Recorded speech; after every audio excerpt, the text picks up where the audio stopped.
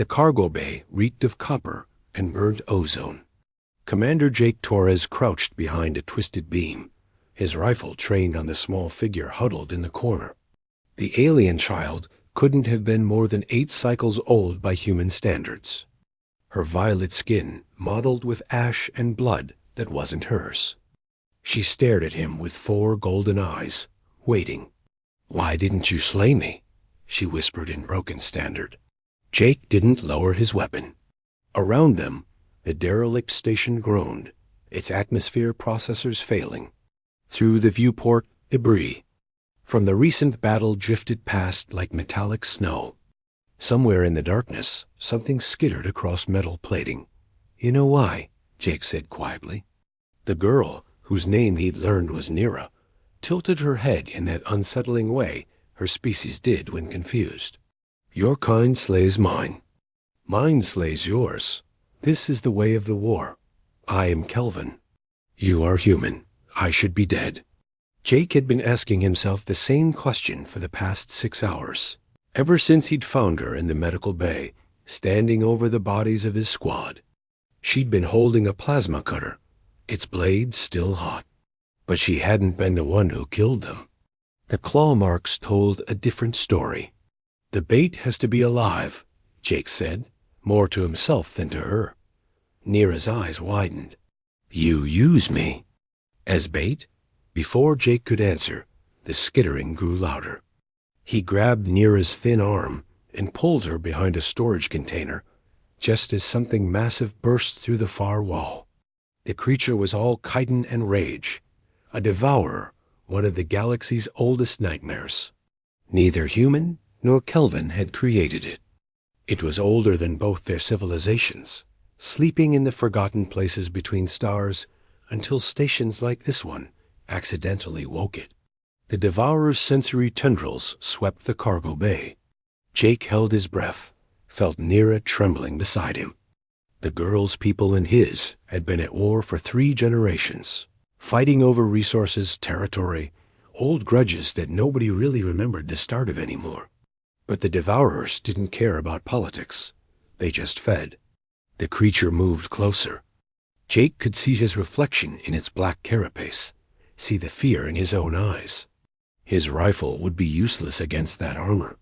He'd watched it tear through bulkheads like paper, watched it kill Marines in seconds. Nira looked up at him, and in that moment, Jake saw something he'd never expected to see in a Kelvin's face. Not fear, understanding. She understood what he'd meant about the bait. Before he could stop her, Nira bolted from cover. She ran into the open, screaming in her native tongue, her small arms waving. The devourer's head snapped toward her, its feeding mandibles spreading wide. "No!" Jake roared, but he was already moving. He sprinted after her, firing his rifle not at the creature, but at the support struts holding up the damaged ceiling. The first shot sparked off metal. The second volley found its mark. The ceiling groaned. Jake grabbed Nira mid-stride and dove back toward the cargo container. Behind them, 10 tons of reinforced plating crashed down onto the devourer. The impact shook the entire station, and for a moment, Jake thought the whole structure would collapse. But the bulkheads held, barely. Dust settled slowly in the reduced gravity. Jake coughed, tightened his grip on Nira, who was struggling against him. "Let me go," she hissed. "I am the bait. I save you. This is how it works." "That's not how anything works," Jake growled. He set her down but kept his hand on her shoulder. "Listen to me. I didn't save you to use you. I saved you because you're a kid. I am Kelvin. You're a kid first." Nira stared at him. Her people didn't have tears, but something in her expression looked like she wanted to cry anyway. "My ship is gone.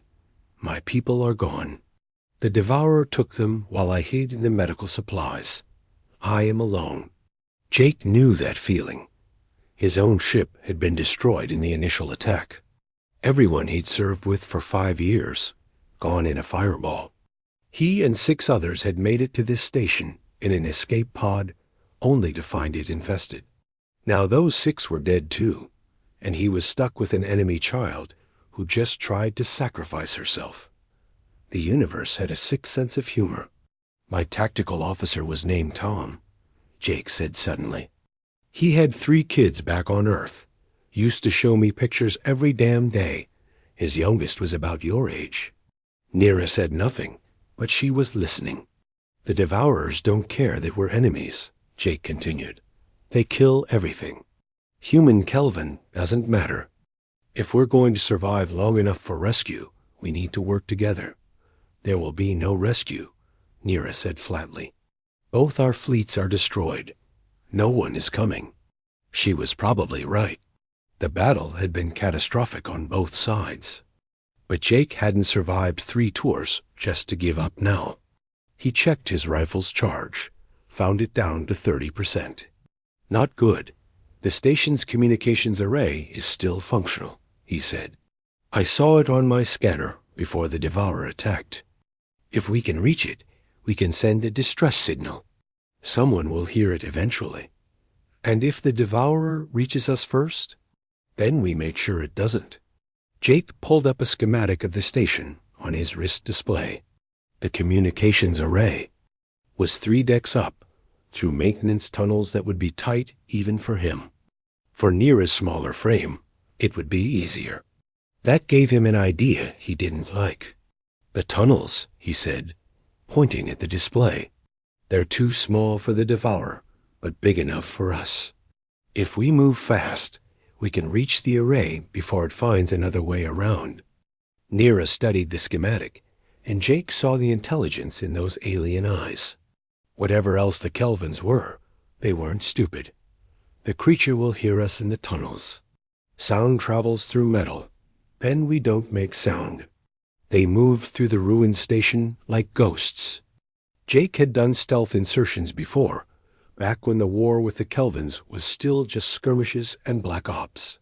He knew how to move quietly, how to breathe shallow, how to become part of the shadows. Nira was a quick study, mimicking his movements with natural grace.